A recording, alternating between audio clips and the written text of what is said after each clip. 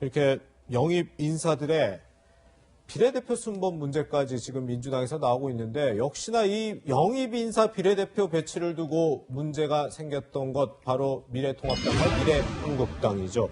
결국 지난주에 보셨듯이 미래한국당 새롭게 비례대표 순번을 정하기로 했는데 가장 논란이 된 인물 또다시 등장했습니다. 박근혜 전 대통령의 최측근 유영하 변호사의 공천 여부인데 어제 기자간담회에서 이렇게 얘기가 나와서 다시 논란이 되고 있습니다. 들어보시죠. 제가 미래통합당을 복당을 하든 또는 미래한국당에 입당을 하든 대통령과 상의를 드리고 결정하도록 그렇게 하겠습니다.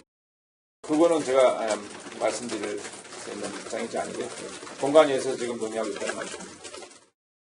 전주현 변호사님, 새롭게 임명된 원유철 대표가 유영하 변호사 공천에 대해서 저렇게 좀 애매하게 얘기하니까 이거 재논의 되는 거 아니냐 이런 여론들이 나왔거든요. 아니 기자분이 왜 그러세요? 이게 애매하게 얘기를 하더라도 네. 내부에서 이미 결정이 됐어도 그걸 그렇게 밖으로 표시할 수는 없는 거잖아요. 예. 그래서 그거를 아직까지 논의 중이다. 우리가 그렇게 그냥 액면 그대로 받아들이기는 어려울 것 같고 예. 이번 총선에 있어서 지금 미래통합당의 가장 뜨거운 감자는 박근혜 전 대통령에 대한 탄핵 문제가 될 수밖에 없다고 생각하거든요. 네. 근데 그 탄핵 문제야 박근혜 대통령의 메신저 역할을 한 사람이 지금 유영하 변호사란 말이에요. 그렇죠. 근데 만약에 저분이 비례대표 명단에 들어가면은 이게 또 뭔가 중도층의 반발이 생길 수가 있기 때문에 네. 미래 한국당으로서는 좀 받아들이기 어려울 카드가 아닌가 싶고 네. 여기서 이제 문제가 되는 게 박근혜 전 대통령의 옥중서신인데 네. 옥중서신이 처음에는 친필이었고 그 다음에는 이게 두 번 유영하 변호사랑 그다음에 한 유튜브 방송 언론인 그 법조인이죠. 그러니까 네. 두 번 거친 게 이렇게 나와서 그렇죠. 두 번째 거는 사실 정확한 그 신빙성이 약간 좀 떨어진다고 할 수 있고 예. 첫 번째 옥중서신을 보면 뭐라고 되어 있냐면은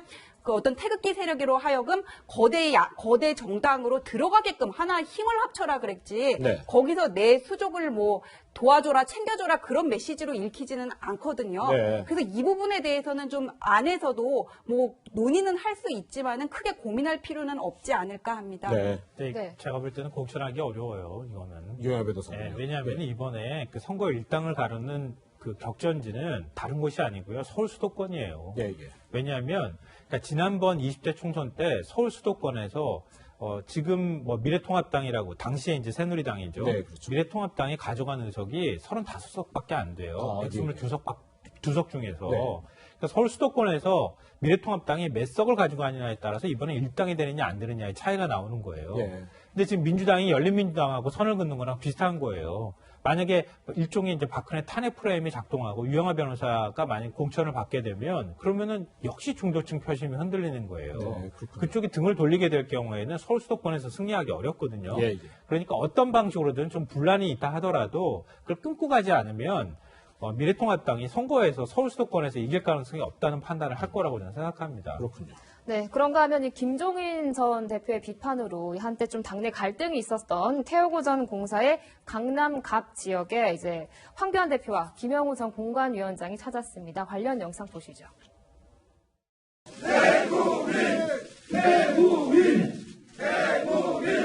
태영호의 승리는 탈북민 또 북한 주민들 이 모두의 승리가 되는 것입니다. 탈북민을 받아서 대한민국 한가운데 강남 갑에 받고 또 성공할 수 있도록 같이 도와주는 우리 모든 대한민국의 승리가 되는 것입니다, 여러분. 선거의 총사령탑으로 만난 진두지하고 불출비와 수고가 많은 황교안 대표 이 자리에서 만나서 반갑습니다. 평론가님, 뭐 갈등 봉합 수순에 들어갔다 이런 얘기도 나오는데 그 한선교 그 전 미래한국당 대표도 뭐 당내 뭐 공천 개입에 대해서 비판을 했다가 또 입장을 바꿨습니다. 네. 그러니까 지금 이제 그 미래통합당 입장에서 제일 중요한 부분이 황교안 대표의 리더십이 흔들린다는 얘기를 듣느냐 안 듣느냐예요. 예. 그리고 황교안 대표 리더십 문제가 결국 마지막에 공천 부분에 있어서 마지막에 삐걱거리면서 김명호 전 공관위원장이 사퇴해버리고 그렇죠. 그리고 김종인 전 민주당 비대위 대표가 영입이 안 되는 게 불발돼 버리고 네, 그렇죠. 그리고 미래한국당에서 자신들 스스로 공천하겠다고 했던 그런 부분이거든요. 네. 그러니까 황교안 대표 입장에서는 어찌됐든 그런 잡음을 최소화하면서 최대한 빨리 이 잡음을 마무리 짓는 게 좋은데 저는 굉장히 좋은 당 입장으로 보면 좋은 이벤트였다고 생각해요. 왜냐하면 김용호 전 공관위원장이 예. 당에서 사천을 했다고 해서 굉장히 비난을 많이 받았거든요. 그렇죠. 근데 접점이라고 하는 두 사람이 공통적으로 뭔가를 함께 할 수 있는 지점이 바로 태영호 전 공사예요. 그러니까 그동안에 태영호 전 공사 문제가 불거졌던 것은 네. 김종인 전 대표가 태영호 전 공사 안 된다고 얘기하면서 오히려 불거진 측면이 있거든요. 그렇죠. 예. 김종인 전 대표는 이제 빠졌잖아요. 예. 근데 김용호 공관위원장이 태영호 전 공사 공천한 거 잘한 거라고 그랬거든요. 하이라이트라고 그랬죠. 그러니까 황교안 대표하고 뭔가 교집합이 만들어질 수 있는 부분이 저거라는 거예요. 네네. 그러니까 그런 행사장에 두 명이서 다시 얼굴을 같이 내밀고 그리고 손을 맞잡은 모습을 보여줌으로써 네. 리더십 문제를 일정 부분 봉합하려고 했다 이렇게 볼 수 있고요. 네. 한성규 전 대표하고 공병호 전 공관위원장은 결국은 미래통합당에서 떨어져 나가면서 우리들끼리 독자 생존하겠다 이런 식의 모습들이 나타난 거잖아요. 네. 그래서 앞으로도 폭로가 나올 거라고 하는 부분들이 있었는데 네. 제가 볼 때는 뒷물밑에서 굉장히 많은 압박도 갔을 것 같고요. 예, 예. 설득도 했을 것 같고 그래요. 네. 그러니까 그런 부분에 있어서 당이 일단 승리해야 된다고 하는 절박함들이 아마 서로 간의 교감이 이루어졌을 가능성이 있다. 네네. 그래서 큰 틀에서 정리해서 말씀드리면 황교안 대표 리더십에 문제가 있다고 하는 점들을 드러내지 않도록 하는 방식으로 최대한 빨리 봉합하는 쪽으로 움직여가고 있다고 평가할 수 있겠습니다. 네. 그렇다면 변호사님, 지금 황교안 대표의 리더십, 결국 미래통합당에서 영입했던 인재들 예컨대 윤주경 전 독립기념관장이 비례대표 1번을 차지하고 윤창현 서울시립대 교수라든지 최승재 전 소상공인 연합회장이 당선권으로 들어갔다. 그럼 황 대표의 리더십 다시 살아나는 건가요?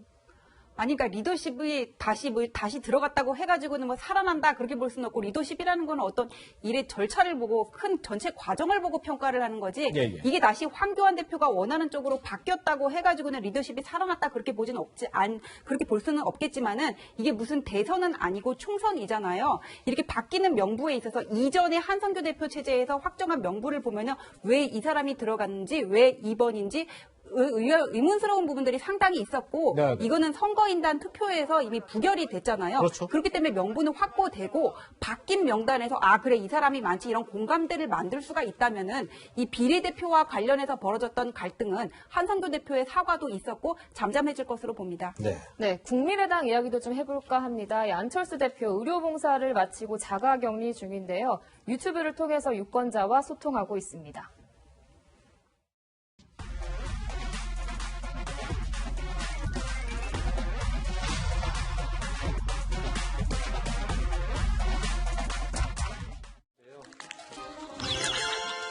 전북 군산에 사는 남동생이 누나를 생각하여 급하게 6장을 모아서 택배로 보내온 아주 귀한 마스크입니다. 제가 이렇게 귀한 마스크를 받을 자격이 없는 사람인데. 네, 평론가님, 국민의당도 이 비례대표 순번을 정했는데 1번이 같이 의료봉사를 했었던 이 동산병원 간호부원장이었고, 근데 2번과 3번 같은 경우에는 안 대표의 최측근이 이제 됐거든요. 여기에 대해서 또 사천 논란이 있는 것 같습니다. 네, 안철수 대표 입장으로는 불가피했을 수도 있을 것 같아요. 제가 볼 때는. 네. 정치 현실에 관한 부분인데요. 큰 틀 안에서 보면은, 가깝다고 해서 비례 순번 주느냐, 이렇게 얘기할 수 있거든요. 네네. 특히 권은희 의원 같은 경우에는 현역 공천을 받고도 그 다음에 또 다시 비례로 온 이런 케이스이기 때문에 네. 이태규 의원도 비례를 연이어 2번 받는 거잖아요. 그렇지 않은 일이죠. 보통 정치에서는 그렇게 안 주거든요. 네네. 근데 이건 뭐냐면은 과거에 민주당하고도 함께 하려고 그랬다가 결국 떨어져 나가고 여러 번 실패의 경험들이 있었거든요. 네네. 그러니까 창당하고 그다음에 합당하고 그리고 다시 당을 만들고 이런 네네. 일들을 반복하면서 일종의 학습이 된 것 같아요. 예. 그러니까 안철수 대표 입장에서는 앞으로 대선을 바라봐야 되기 때문에 세력 없는 뭔가의 정치인은 아무런 힘도 못 쓴다고 하는 것들을 절감했다. 네. 그래서 이번에 국민의당을 결국 만든 것도 대선을 가기 위한 해에서 만들었다고 볼 수 있거든요. 네. 그래서 자신의 측근이나 세력을 만드는 데 있어서 비난을 다소 감수한다 하더라도 이런 방식으로 공천할 수밖에 없었다. 이렇게 볼 수 있고요. 네. 대신에 이제 비례대표 1번은 굉장히 상징적 인물로 넣으려고 노력했던 것 같아요. 그러네요. 그러니까 안 대표가 대구 경북에 가서 진정성 있게 봉사를 했다고 하는 건 그건 부인하기 어려운 일이고요. 네, 네. 그런 부분에 있어서 국민들한테 소구력을